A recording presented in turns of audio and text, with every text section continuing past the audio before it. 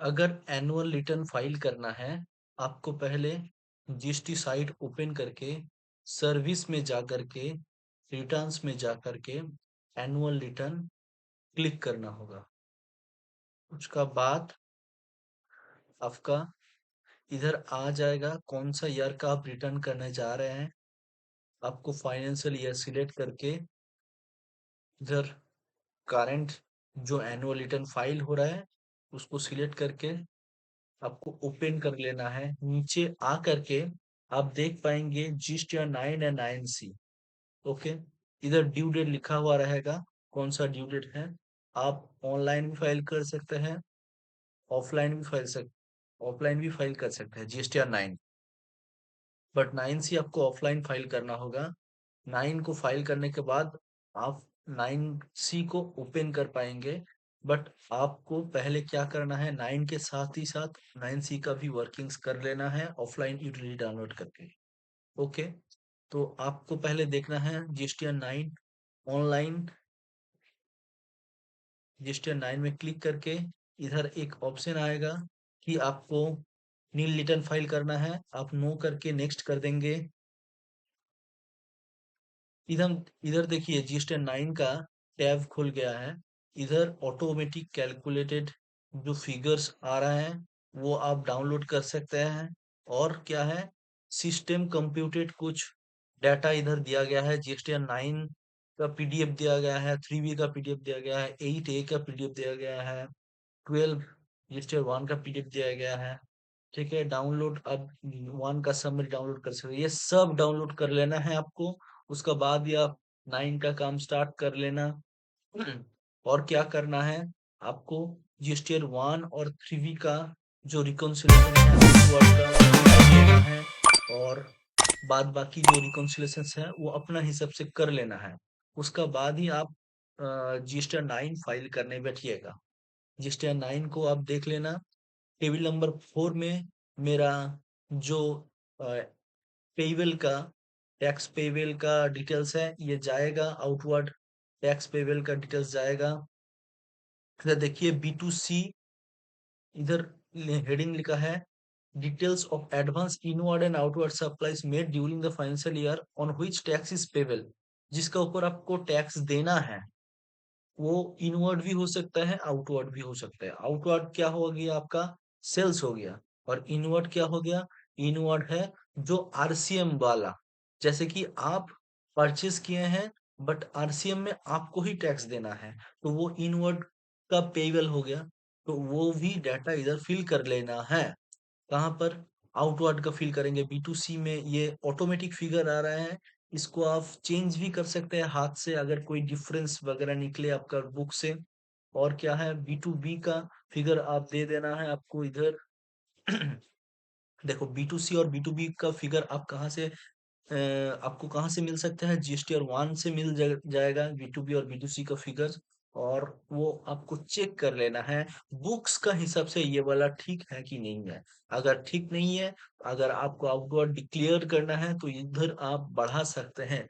But कोशिश करिएगा कि इसको छेड़खानी ना करें। अब आ गया आपका zero rated export payment of tax except supplies to SEZ. मतलब जीरो रेटेड जो एक्सपोर्ट्स है आपको इधर डाल लेना है। ये सिर्फ आईजीएसटी में ही आता है। ठीक है, और इधर को टैक्सेबल वैल्यू दे देना है। Supply to SEZ on payment of tax SEZ का दे देना है। डीम्ड एक्सपोर्ट अगर कुछ हुआ वो भी दे देना है। इधर देखिए advances on has to be paid but invoice has not been issued. Advances आपको दे मतलब आप एडवांस क्या है, एडवांस मिल गया बट इनवॉइसेस कोई इशू नहीं किया, ये अगर कोई कुछ है केसेस, ये आपको इधर बैठा देना है। अब क्या है, इधर डाटा है इनवर्ट सप्लाई का, आरसीएम का इनवर्ट सप्लाई का डाटा इधर अगर रहेगा ऑटोमेटिक आएगा। आपका जो इनवर्ट सप्लाई का डाटा है इधर आ जाएगा। इधर नहीं आया, देखिए सिस्टम कंप्यूटर जीरो दिखा रहा है, मतलब क्या है, सिस्टम कंप्यूटर कुछ है नहीं। अगर कुछ होगा इनवर्ट सप्लाई का आपको डिक्लेयर करना है तो इधर आपको दे देना है। 9 सबसेक्शन 5 का अगर ईसीओ का कोई सप्लाईज वगैरह आप करते हो, ये वाला टैब आपको दे देना है। ये वाला ईसीओ का सप्लाईज है। जो लोग पूछते रहते हैं मेरे को ईसीओ का कहाँ पर हम रिपोर्ट करें जीएसटी 9 में, तो ईसीओ का रिपोर्ट आपको टैक्स डिक्लेयर्ड टैक्स पेबल इधर करना है। Supplies on which e commerce operator is required to pay tax as per the 9 subsection 5। मतलब अगर कोई 9 सबसेक्शन 5 के अंडर में अगर कोई टैक्स पेबल है, आपका ईसीओ अगर है, आप जब आपको रिकॉर्ड है ईसीओ का थ्रू आप माल बेच रहे हैं, तो आपको इधर दे देना है। केडी नोट्स या डेबिट नोट्स कुछ आएगा तो इधर ये दोनों टैब में ऑटोमेटिक आ जाएगा, अगर कुछ नहीं रहेगा तो कुछ नहीं आएगा। अब क्या है, supply tax declare through amendments, और कोई अमेंडमेंट्स की वजह से अगर कोई टैक्स कम हो गया या ज्यादा हो गया, ये दोनों टैब में दे देना है। इसमें टोटल आ जाएगा, इसमें एच प्लस एम आ जाएगा, मतलब ये सॉरी, ये वाला फिगर आपको टोटल करके दिखेगा। ये हो गया आपका पूरा आउटवर्ड का। इसमें से ही क्या करना है, देखिए रजिस्टर 9 में क्या है, बहुत सारा टैब है। तो आप जब आउटवर्ड का काम करेंगे तभी आपका क्या कर लेना है, आपका टेबल नंबर 4 के साथ टेबल नंबर 5 भी फिलअप कर लेना है। इधर कोई एग्जाम सेल्स वगैरह है, जीरो रेटेड एक्सपोर्ट्स है, supplies on which tax to be paid recipient on reverse charge basis अगर कोई है, मतलब आपका सप्लायर है, मतलब आप सेल कर रहे हैं, बट टैक्स पेमेंट करना है सामने वाला पार्टी को आरसीएम में। ठीक है, कोई अगर है तो इधर आ जाएगा। ये भी सिस्टम कंप्यूटेड ही होता है, आप जो डिक्लेयर करेंगे वही आएगा।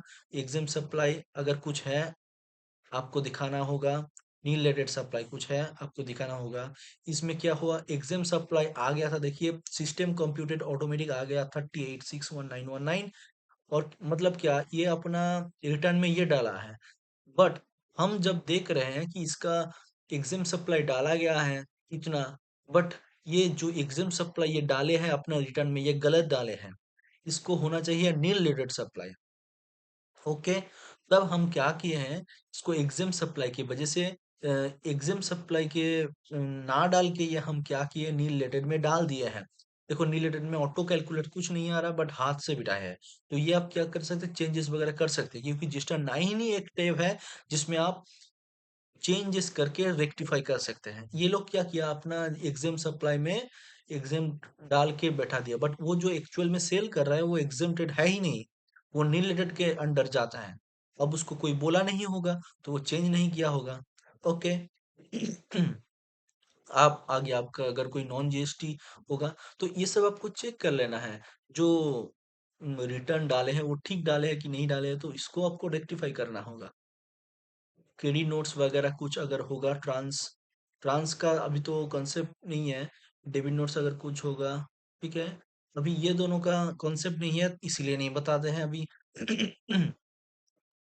Supplies declare through amendments, amendments की वजह से कुछ अगर कम या ज्यादा हुआ, इधर आ जाएगा। इधर आपका आ गया टोटल टर्नओवर, मतलब इसमें कुछ कुछ ऐसे अमाउंट भी है जिस जो टैक्सेबल नहीं है बट टर्नओवर का पार्ट है, जैसे कि एग्जाम सेल्स, रिलेटेड सेल्स, ये सब टैक्सेबल का पार्ट नहीं है, बट टर्नओवर का पार्ट है। इसीलिए आपको ये टोटल टर्नओवर लिख के दे रहा है। ओके, अब इसको सेव करके अब जब चले जाएंगे 5 नंबर टेबल में, जब 4 हो गया मेरा, 5 हो गया, अब 6 क्या है, आईटीसी रिलेटेड है।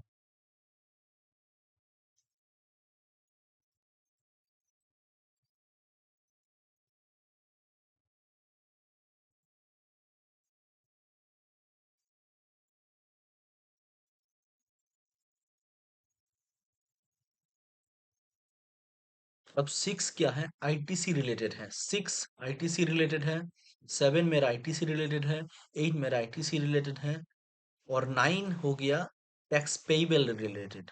ओके, जब 4 और 5 आप टेबल कर लेंगे, उसका साथ आप कर लेंगे 10, मतलब 10 11 12 13। 12 13 तो आईटीसी रिलेटेड है, और 10 11 है मेरा टैक्सेबल टर्नओवर का पार्ट। ओके, तो इसमें क्या है, अगर 10 और 11 मेरे को अभी बोलना है, क्योंकि 12 13 है मेरा आईटीसी रिलेटेड। ओके, 10 11 में क्या है, सप्लाई अगर कुछ हुआ ये ऑटोमेटिक आपको नहीं दिखेगा, ये आपको हाथ से बिठाना होगा।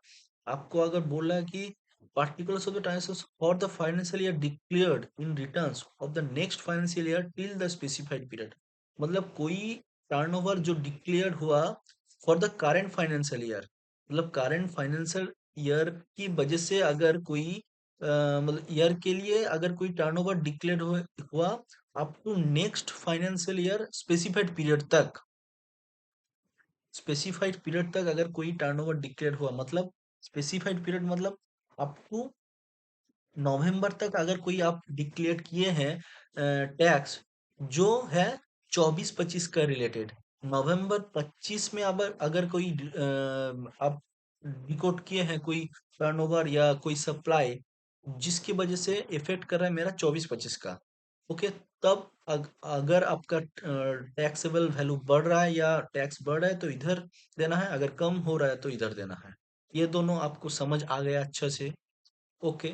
अब क्या करना है, ये दोनों अभी छोड़ के आईटीसी जब करेंगे ये दोनों करके हम निकलेंगे इधर से।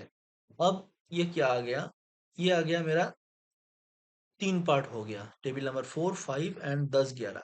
आपको अगर टर्नओवर कोई बोलेगा आपका टैक्सेबल टर्नओवर क्या है, टोटल टर्नओवर क्या है, तब आपको कहाँ से लेना है, यहाँ से लेना है, क्योंकि ये मेरा ऐड हो रहा है ये वाला 10 और 11, ये 12 और 13 अगर कोई डालेंगे इधर कुछ ऐड नहीं होगा क्योंकि इसमें लिखा है 10 और 11 का इफेक्ट दे रहा है, ये 12-13 का इफेक्ट नहीं दे रहा। ओके, तब आपको अगर कोई टर्नओवर का पूछेगा आप बोलिएगा टेबल नंबर 13 में जो टोटल टर्नओवर लिखा है, मतलब 10-11 में जो टोटल टर्नओवर लिखा है वही मेरा टर्नओवर का पार्ट है। ओके, अब आ गया 10-11, जब आप भर लेंगे 4-5 जब आप भर लेंगे उसका बाद ही आप देख लेना आपका टैक्स पेबल में अगर कुछ आ रहा है कि मतलब कुछ डिफरेंस वगैरह आ रहा है।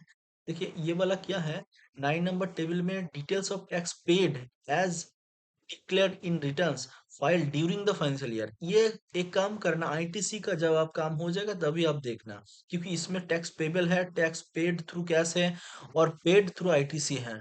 ओके, अब बैक कर लेना। अब उसका बाद आप क्या करेंगे, आप सीधे चले जाइएगा टेबल नंबर 17 में, क्योंकि यह है एचएसएन समरी। ये 18 मेरा ऑप्शनल है, ये भर भी सकते हैं नहीं भी भर सकते हैं। 16 भी ऑप्शनल है, क्योंकि ऑप्शनल मतलब ऑप्शनल नहीं है, जो कंपोजिशन का है वो 16 16 में जाएगा। ठीक है, 15 15 का कोई रिलेवेंट नहीं है, अभी डिमांड्स एंड रिफंड्स का कोई आप अगर होगा केस आप तभी भरिएगा। और differential tax paid on amount on account of tax declared in table number 10 और 11, 10 और 11 में जो हम डाले हैं ना वैल्यू, वो वाला डालने से मेरा 14 नंबर में इफेक्ट करेगा, क्योंकि टैक्स पेबल में वो वाला फिगर खड़ा होगा।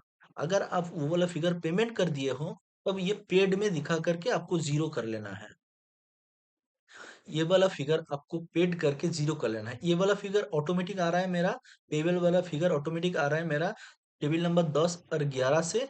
और ये पेड आपको भर लेना है, अगर आपका पेड है तो आपको ये पेड भर लेना है अपना हिसाब से खुद से।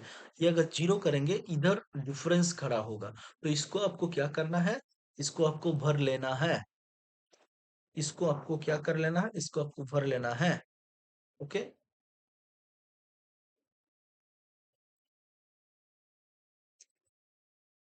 इसको आपको इधर भर लेना है। ये जब आप भरेंगे ये जीरो हो जाएगा। मतलब क्या है, ये बोला ही है कि 10-11 में अगर कोई आपका मतलब टैक्स पेबल हो रहा है तो आप ये दिखाइए, उसका मतलब है आप डिक्लेयर कर रहे हैं 10-11 में, तो आपको पेबल में खड़ा हो गया। अब आपका अगर पेड हो गया तो वेल एंड गुड, अगर नहीं हुआ तो आपको डीआरसी 03 करके पेड करना है, या तो 3बी में आप दिखा दिए अप टू स्पेसिफाइड पीरियड तक नेक्स्ट ईयर का, तब आपका इधर पेड हो गया तो आप पेड में दिखा दीजिए और सेव करके निकल जाइए। ओके, अब हो गया आपका एचएसएन समरी। एचएसएन समरी में आपका क्या होगा, एचएसएन समरी में आपका एचएसएन का पूरा डिटेल्स जाएगा। अब जब एचएसएन आप भरेंगे, आप इस वाला टेबल का हेल्प जरूर लेना। कौन सा टेबल, टेबल नंबर 12। इसमें आपका एचएसएन डिटेल्स आ जाएगा जो आप रिटर्न में भरे हो जीएसटी और वन का। इसमें आपका कंसोलिडेटेड भी आ जाएगा पूरा एकदम टोटल जो एचएसएन आप भरे वो भी आ जाएगा। तो वो जब भरेंगे यो ये देख लेना है। अगर आपका कोई आउटवर्ड डिक्लेयर करना है तो वो ये एचएसएन में दिखना जरूर चाहिए, क्योंकि आउटवर्ड बोल रहा है तब क्या आपका आउटवर्ड का साथ मैच करना चाहिए। ये 17 टैब अगर भर लेंगे आप, ये पूरा आ जाएगा आपका। ठीक है, ये आने के बाद आपका हो जाएगा। इसका इसका कुछ कुछ चीज नेसेसरी है, जैसे कि इसमें बोला है एचएसएन कोड देना है, यूक्यूसी देना है। ये एचएसएन कोड जब आप देंगे डिस्क्रिप्शन ऑटोमेटिक ले लेगा। टोटल क्वांटिटी डालना है, टैक्सेबल वैल्यू डालना है, रेट डालना है, टैक्स का अमाउंट डाल लेना है, शेष अगर कुछ होगा तो डाल। नेक्स्ट वीडियो में हम क्या बोलेंगे, नेक्स्ट वीडियो में हम बोलेंगे क्या आईटीसी रिलेटेड क्या कुछ होगा। ओके, वीडियो देखते रहना और मिस्टर एक्सपोजर को सब्सक्राइब कर देना। जय हिंद, जय भारत।